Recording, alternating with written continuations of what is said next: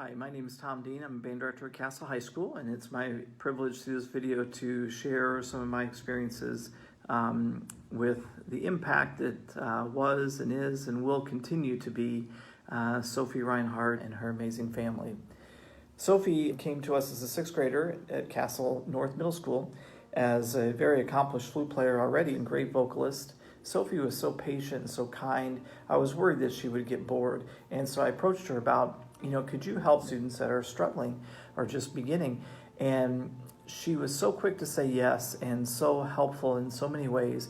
She had such great respect of the other students. It was obvious that they knew her character, and they knew how much she cared and how kind she was and how patient.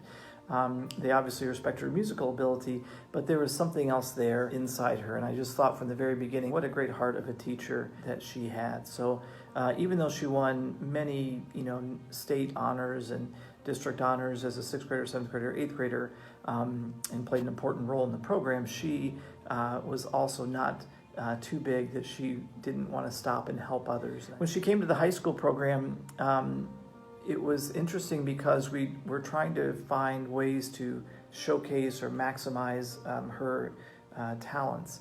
And I just wanted to say that sometimes people look at people like Sophie or other gifted people and they say, well, they were given these gifts.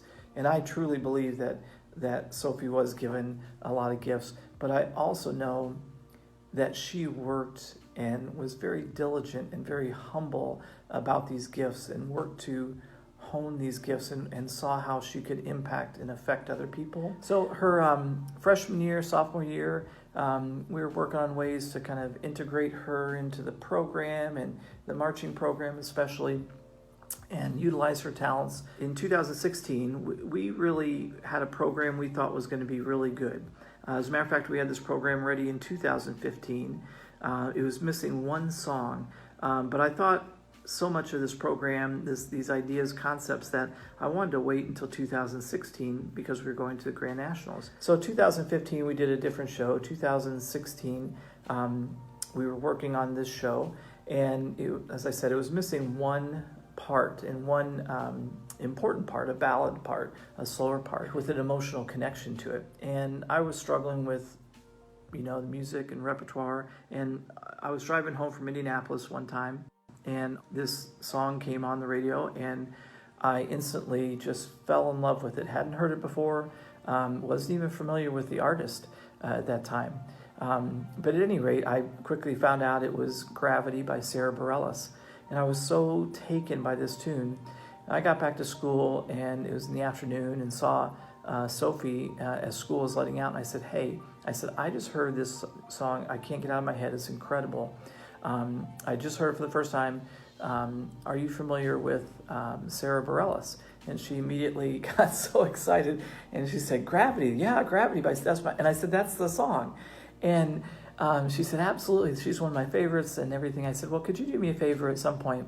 Could you just record yourself singing it? It doesn't have to be anything fancy or anything. I just want to kind of get an idea of how you would sound singing this piece of music. And she said, absolutely, that'd be great. So that night, I got an email from her with her playing piano and singing. My favorite version of that piece is that one. Something always brings me back to you. You never